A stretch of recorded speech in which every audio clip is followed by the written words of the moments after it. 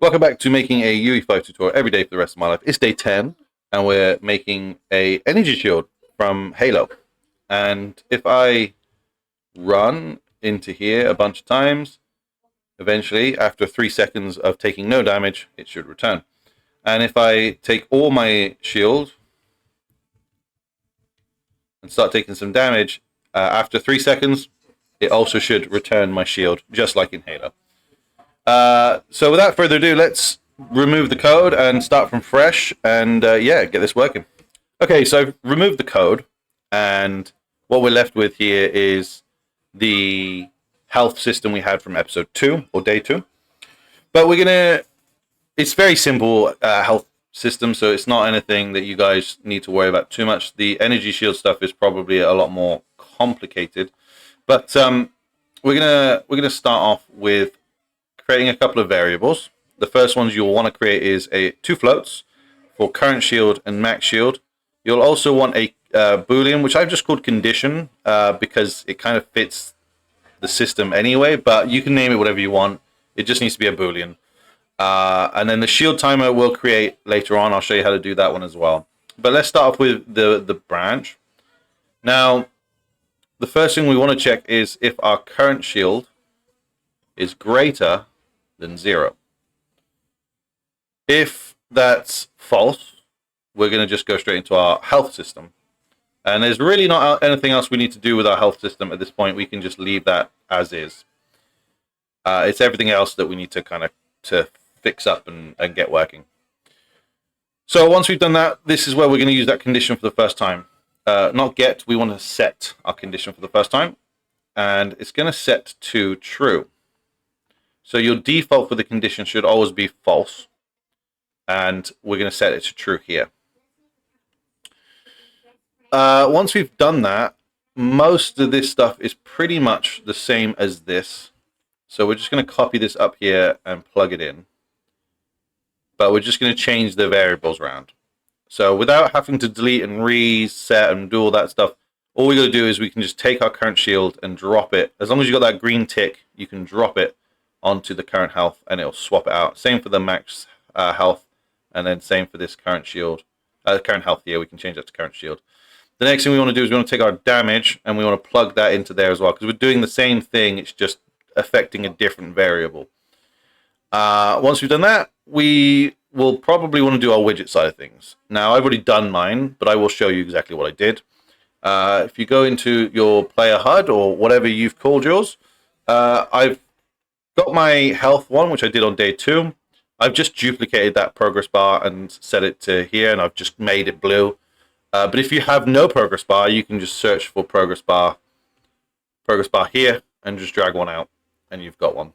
And you can color it up and do whatever fancy things you want to do to it. Once we've done that, I've just named mine PB_shield bar, and I've made sure it is set to a variable so that I can use it.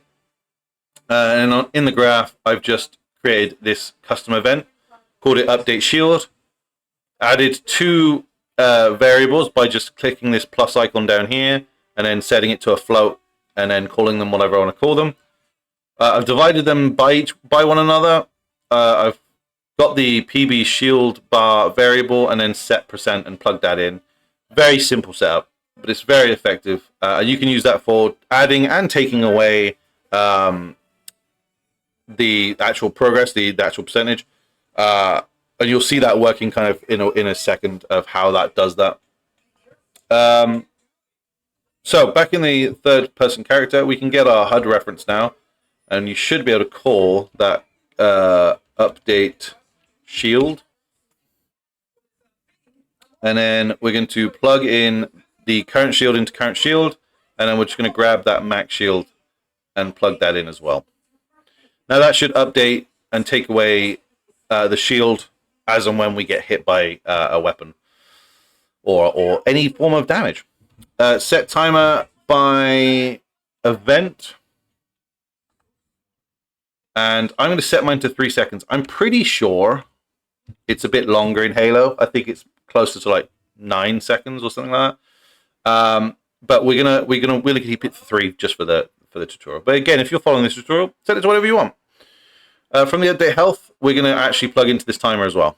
And you'll see kind of why. It's because if we start taking health, it stops here. And then we never regain the shield, which is going to be up there. So we need to plug into that set timer by event to ensure that happens. From this return value, you're going to promote this to a variable. Now, again, I've already done mine. Mine's shield timer. So I'm just going to set mine. But you can promote yours to a variable and call it there. The reason we do that is because down here, we want to take that shield timer and we want to clear and invalidate timer by handle. Plug that in. And the reason we're doing that is because if you imagine Halo, if I get shot and it takes away from my shield, there's that cooldown.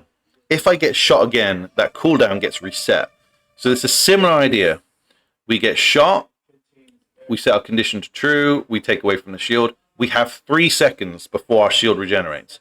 So if 1, 2, we take damage, then this will clear that, and then the 3 seconds starts again. So it's doing exactly that same idea from Halo, which is you have that cooldown, and if you get shot in that cooldown, it resets that cooldown. Now we're going to create a custom event, and this is going to be called increase shield. I may have already kept my my other one, so I'm just going to call it increase shield 2. And this red dot gets plugged into this event dot here, and so they're connected. So after 3 seconds, this event will get called. It will not get called before this timer runs out. So that's kind of what we want. The next thing we're going to do is we're going to take this condition and we're going to set this to false. This condition will make sense momentarily, I promise. So we want to take this little update shield, and this is what I meant about it will work for increasing and decreasing your progress bar. And the reason for that is because we're going to now add to our shield, and we're going to add it by 1. Not 10, 1. There we go. So we're going to increase it by 1. Let's just tidy things up a little bit. So what's happening here is we're going to increase our shield by 1, and then we're just updating that to say we've added 1, added 1, added 1, added 1. The next thing we then want to do is get our current shield and our max shield.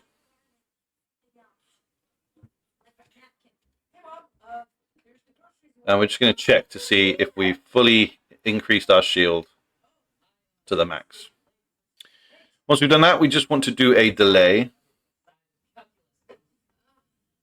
Now, the one you saw in the preview was set to 0.001. I think that's probably a bit too fast. So I'm going to set it to 0.01 instead.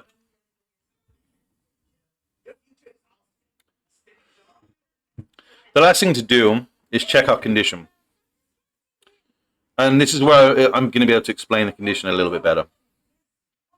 So if your shield is increasing and you get shot halfway through healing your shield, it's going to stop healing your shield.